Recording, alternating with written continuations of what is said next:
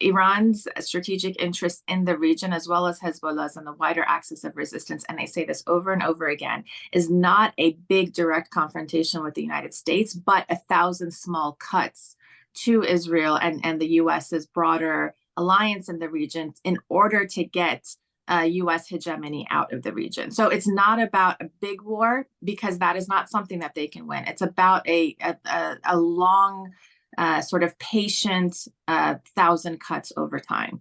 It's been an incredibly volatile week in the region. We've had the airstrike on Hamas in Beirut. Many people are calling that the assassination of Al-Arouri, who's a senior Hamas operative.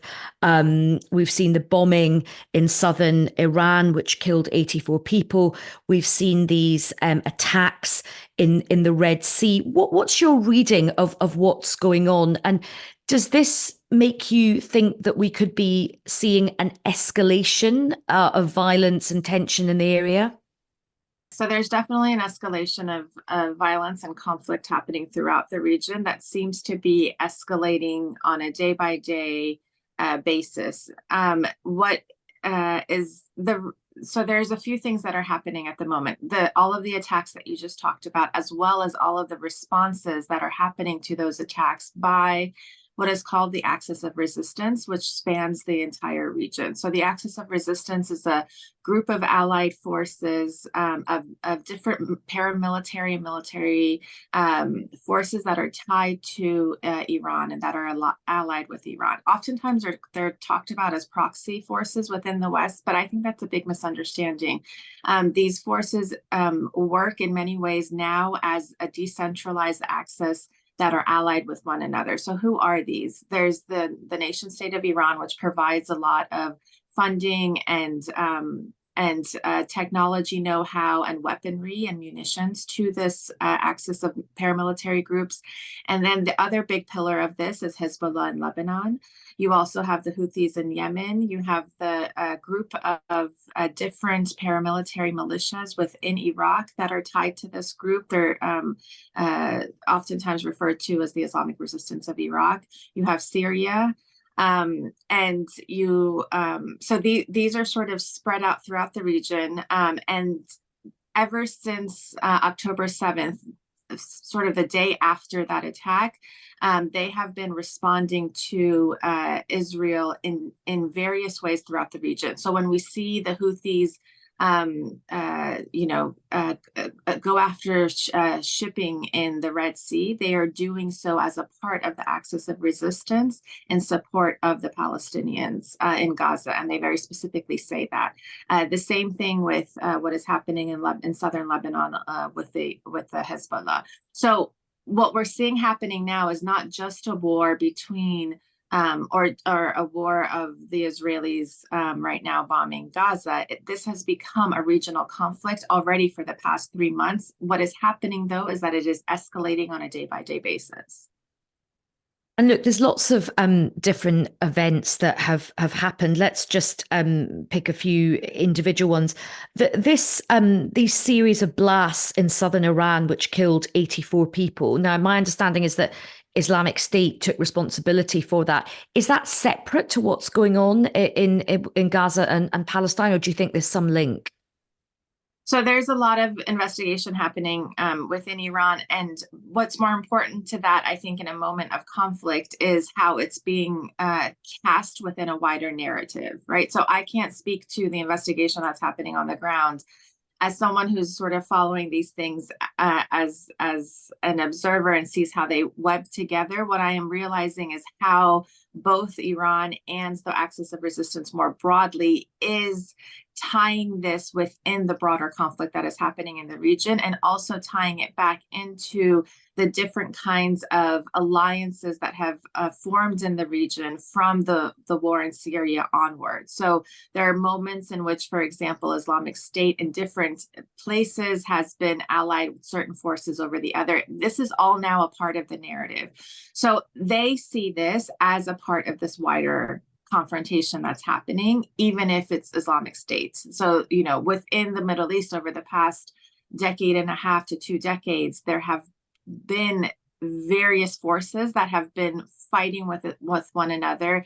The Islamic State has always been against Iran and the axis of resistance. So they see this as a part of this larger confrontation. Right. And of course, whenever there is conflict and chaos, it could be to someone's advantage to sort of get involved as well. Now, we have seen, as you say, rockets being fired from southern Lebanon into northern Israel. People saying that that's partly in retaliation to the alleged assassination of Al-Arouri.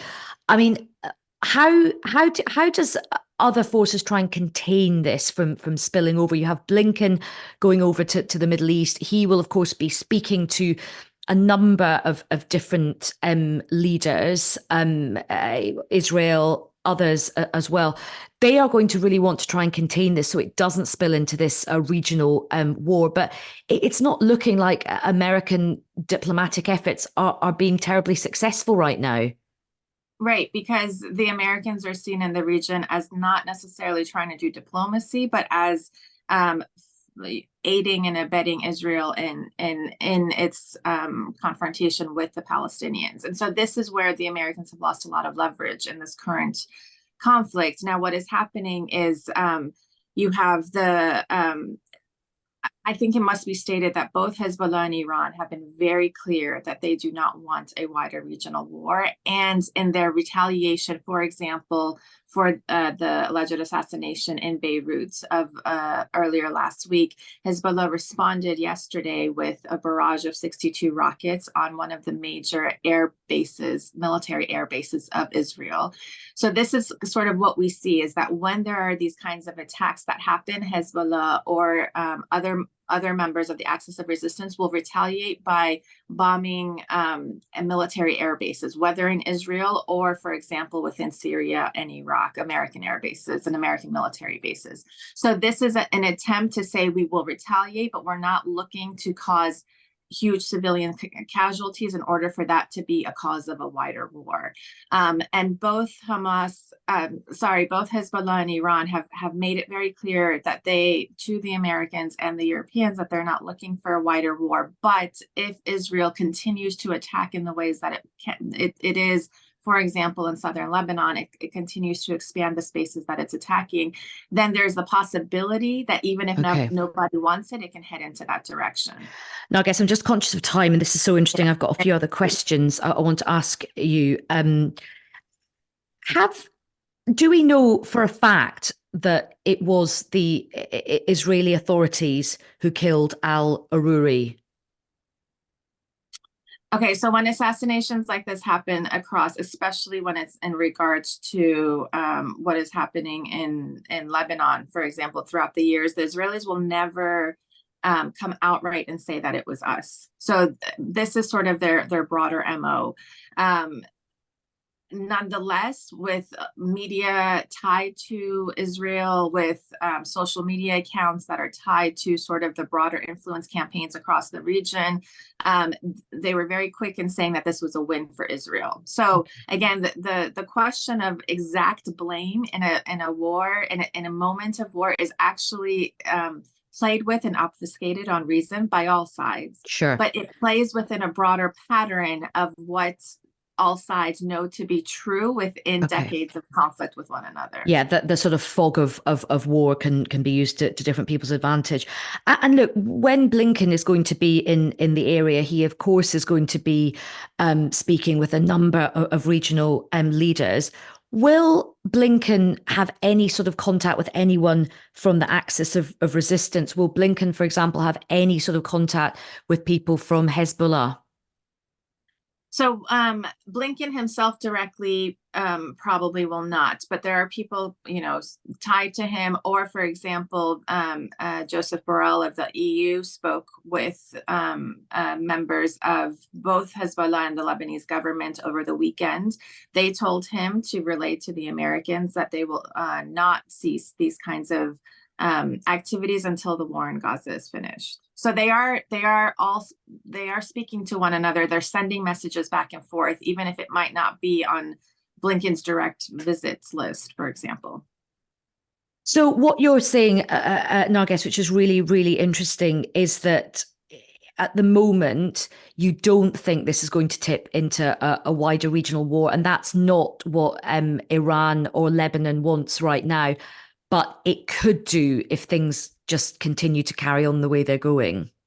Right. And the analysis in the region is that Netanyahu, with these, for example, the assassination in Lebanon and sort of more and more brazen attacks across the region, is attempting to draw in the United States into a direct confrontation with the axis of resistance. Because Israel has long said that in order to be able to kind of defang the axis of resistance across the region, Iran needs to be dealt with directly. And so there's a lot of analysis from the axis of resistance itself that it is Israel is attempting to bring the U.S. into direct confrontation.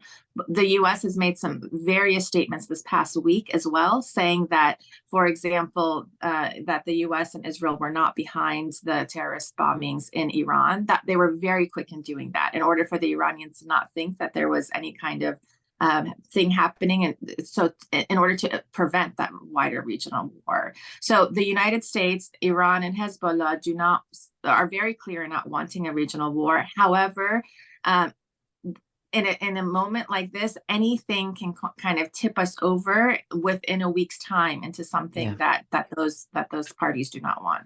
And final question to you: there might be some of my listeners thinking, "Hang on, I don't believe that Iran doesn't want a wider regional war." What would you say to those people? Because to many people observing, it does look like Iran and others are sort of spoiling for a bit of a fight.